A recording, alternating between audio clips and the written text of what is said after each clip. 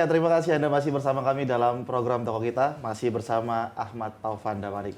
Pak Taufan, kita sedikit flashback nih ke belakang soal seperti apa sih kemarin ceritanya, terus proses seleksinya, terus dukungan maupun motivasinya sampai hari ini. Iya, saya sebenarnya tidak terlalu mengikuti perkembangan bahwa ada penerimaan ya untuk pencalonan Komisi Nasional Hak Asasi Manusia. Saya diberitahu oleh kampus saya Iya. karena tim pansel ini datang ke Universitas Sumatera Utara, kemudian saya didorong untuk ikut. Saya kira oke, saya akan melamar, saya katakan itu. Prosesnya panjang berbulan-bulan dan menurut saya itu cukup meletihkan ya, karena dari mulai administrasi, kemudian ujian tertulis, ada lagi uji publik. Saya kira udah selesai, ternyata masih ada lagi kesehatan, psikolotes, kemudian ada interview yang mendalam. Kemudian setelah itu masih lagi ke DPR. Iya. Dari DPR baru muncul 7 nama yang diputuskan oleh DPR.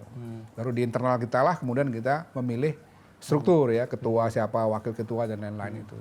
Pasti setiap momen ataupun proses ada kesan tersendiri. Boleh dong dibagi ke pemirsa. Kesan-kesannya apa aja yang mungkin ada kesan tersendiri mungkin di DPR ataupun psikotes, ada kesan-kesan yang menarik yang bisa di-share ke pemirsa. Ya, ada tim katanya yang formal maupun yang informal yang melakukan investigasi ya tentang masing-masing calon itu. Saya termasuk yang diinvestigasi dan mendapat beberapa informasi juga dari orang yang mereka tanyai, lapor ke saya gitu. Kami ditanyain tentang Bapak misalnya kan gitu. Dan sempat ada muncul beberapa tuduhan-tuduhan ya, yang menurut saya unik itu adalah tuduhan karena saya dituduh terlibat dalam organisasi HTI misalnya. Saya bilang ini gimana, dulu saya di Orde Baru ditahan karena dituduh orang kiri, sekarang tuduhannya sebagai orang kanan kan gitu. Tapi semua saya klarifikasi dan kita membuktikan bahwa kita pernah berinteraksi dengan siapapun ya pastilah gitu. Saya bilang saya juga pernah diundang oleh organisasi Katolik, organisasi gereja sedunia misalnya. Saya berkali-kali memberikan materi dalam training-trainingnya mahasiswa nasionalis, KMKI dan lain-lain. Jadi kalau bahwa saya pernah diundang oleh Hizbut Tahrir, ya saya bilang itu terbuka memang. Dan itu diskusi yang dihadiri oleh ratusan orang. Saya bicara mengenai penguasaan saya tentang ilmu politik. Sama sekali tidak ada diskusi yang di mana saya menyampaikan satu keberpihakan terhadap katakanlah ide khilafah ya, karena dikhawatirkan kan itu gitu. Saya nggak pernah menulis. Saya bilang tulisan-tulisan saya banyak dipublikasi, tidak satu pun saya menulis tentang bukan hanya khilafah, bahkan tidak pernah menulis tentang politik Islam karena saya memang bukan ahli bidang itu. Ahli saya adalah filsafat politik dan konflik politik ya. Jadi tulisan-tulisan saya di web juga ada, di terbitan-terbitan buku juga ada, itu selalu tentang konflik politik, selalu tentang filsafat politik, teori politik gitu. Jadi saya nggak, dunia saya, bukan saya alergi, tidak, memang itu bukan bidang saya. Dan seperti apa Pak Taufan proses saat menjadi ketua Komnas HAM? Ya itu diskusi di kalangan komisioner terpilih yang 7 orang, ya aklamasi saja ya. 2 tahun 6 bulan ya? 2 tahun 6 bulan ya. Setelah itu akan ada pemilihan kembali. Ya kita belum tahu nanti setelah 2 tahun 6 bulan seperti apa gitu. Ya biarlah teman-teman yang 6 lain menilai apakah mereka masih mempercayai saya sebagai ketua atau seperti apa. Kalau saya sih sejak awal saya bilang, saya datang ke Jakarta dari kota Medan, ya, tempat saya bertugas selama ini. Saya datang dengan tujuan yang simpel saja. Saya ingin bekerja untuk Komnas HAM karena dunia asasi manusia sudah saya tekuni 30-an tahun lebih, saya bilang gitu. Mau ditempatkan sebagai apa, saya terima aja, saya bilang. Waktu seleksi kan juga sekian bulan, saya waktu itu ya, kalaupun kemudian kalah ya nggak ada masalah sama saya. Tapi setiap ditanya saya jawab, setiap ada bahkan ada tuduhan saya klarifikasi. Saya datang pada orang-orang, saya jelaskan. Saya minta banyak orang lain yang kenal sama saya untuk memberikan klarifikasi. Apakah seluruh tuduhan itu benar misalnya.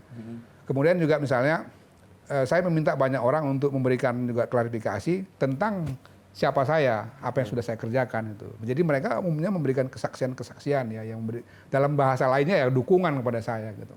Dari berbagai kota, termasuk juga dari beberapa rekan-rekan saya di luar karena saya dulu terlibat dalam berbagai organisasi internasional.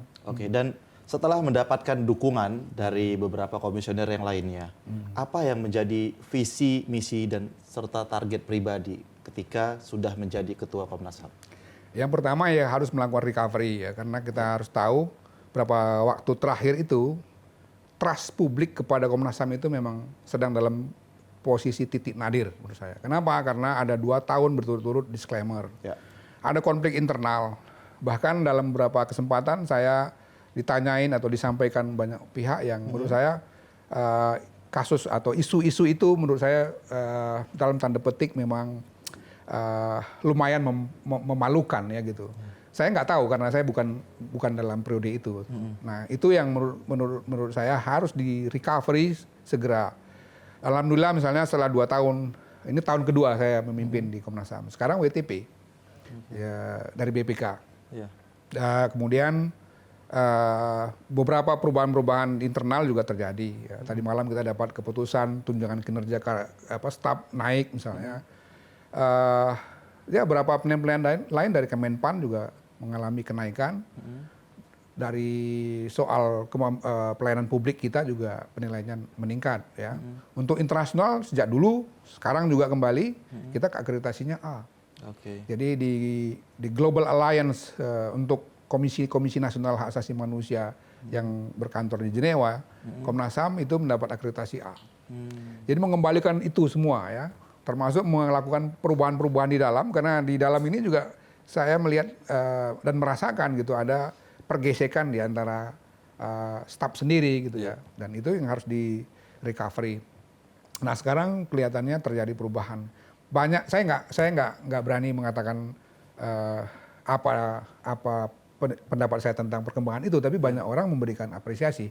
Kemarin ketika peluncuran laporan tahunan, ya kesaksian dari orang yang kita mintai kesaksian atau yang hadir mengapresiasi gitu.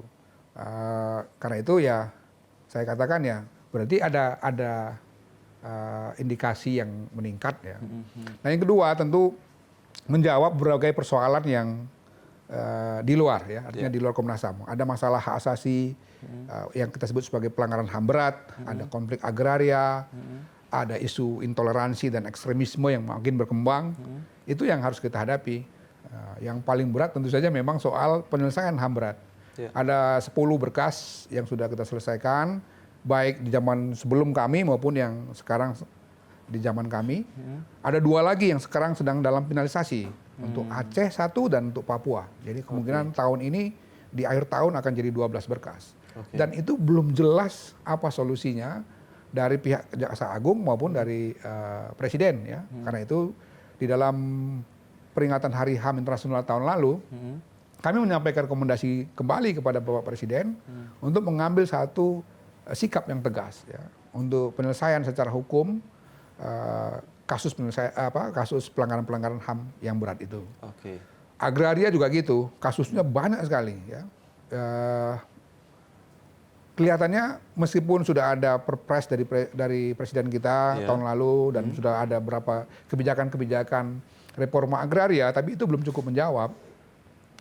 Kita tiap waktu menerima berbagai pengaduan ya, tidak saja konflik agrarianya, tapi kemudian juga konflik agraria yang ditambahi dengan praktek-praktek kekerasan gitu. Oke, Pak Taufan, banyak nih masyarakat bertanya-tanya, sebenarnya peran, fungsi, dan siapa saja sih yang menjadi mitra Komnas HAM.